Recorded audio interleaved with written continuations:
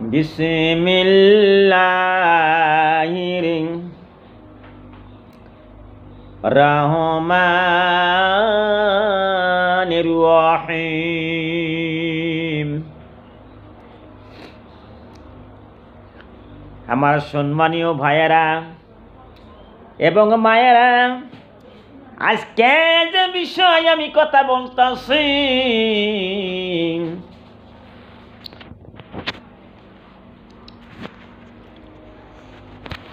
এমন সুন্দর কথা, যে কথাগুলি আমার বিশ্ব নবী বলিয়া গেছেন। আমার বন্ধুরা, আমার মায়েরা, সহিহ বুখারী যত হাদিস আছে বন্ধু, তার মধ্যে এমন একটা হাদিস আছে মায়েরা, বুখারী শরীফ। ওই হাদিসটা যত কথা আছে বন্ধু, কথাগুলি একবারে সত্য, কোনোদিন মিথ্যা হইতে পারে না। আমার বন্ধুরা, আমার মায়েরা, কত নম্বর হাদিস? হাদিস নম্বর হইতাছে বন্ধু 5029। আমার বন্ধুরে মোরাইখন যে হাদিসটার বিষয়ে আমি বলতাছি, বুখারী শরীফের হাদিস 5029। সাহল ইবনু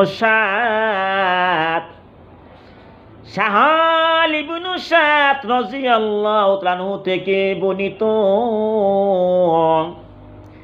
তিনি বলেন, এক মহিলা বিশ্ব নবীর কাছে বলল, সে নিজকে রাসূলের জন্য নিবেদন করার ইচ্ছা করল। আমার মায়েরা, বিশ্ব নবীর কাছে বলল, আরে সেই মহিলা সে নিজকে রাসূলের জন্য নিবেদন করার ইচ্ছা করল। বিশ্ব নবী তাজেদারে মদিনা, আরবের দুলাল হযরত মুহাম্মদুর রাসূলুল্লাহ সাল্লাল্লাহু আলাইহি সাল্লাম, বন্ধুরে, যখন নবীর নাম শুনবা সঙ্গে সঙ্গে দরুদ শরীফ পড়া ওয়াজিব হয়ে যায়। আমার আল্লাহ বিশ্ব নবীর প্রতি দরুদ শরীফ পড়তাছে। যত কোটি কোটি ফেরেশতা আছে বন্ধু, ফেরেশতারা নবীর প্রতি দরুদ শরীফ পড়ে, তে আমরা পড়ব নবীর প্রতি দরুদ সাল্লাল্লাহু আলাইহি ওয়াসাল্লাম। আমার বন্ধুরা, আমার মায়েরা, আরে সে নিজকে রাসূলের জন্য নিবেদন করার ইচ্ছা করল। বিশ্ব নবী বলল, আমার কোনো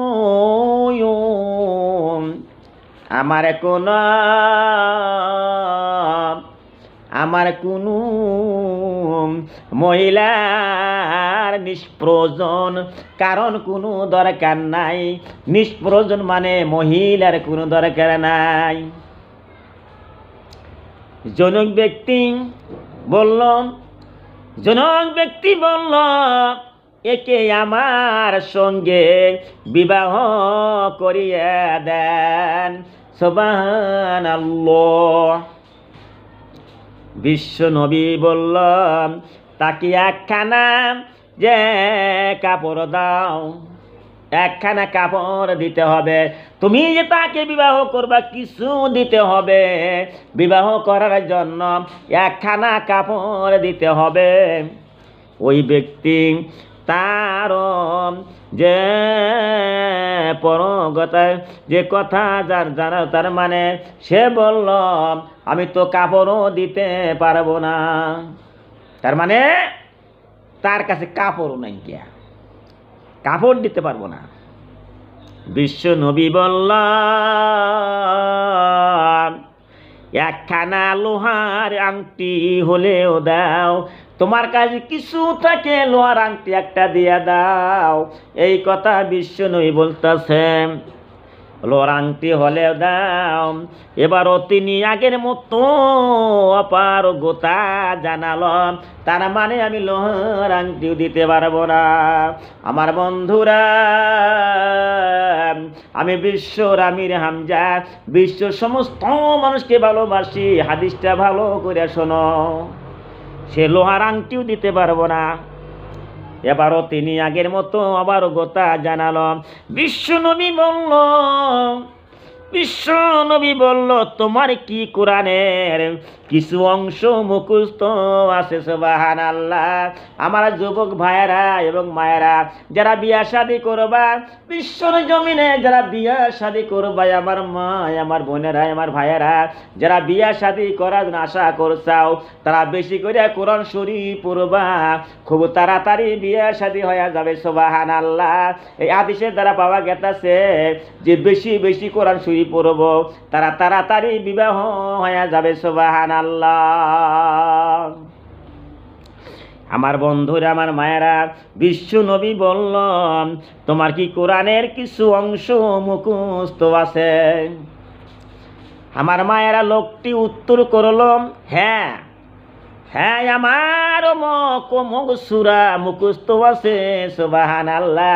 তার মানে মানুষটা কোরআন শরীফ পড়তো, এইটা তার কপাল ভালো।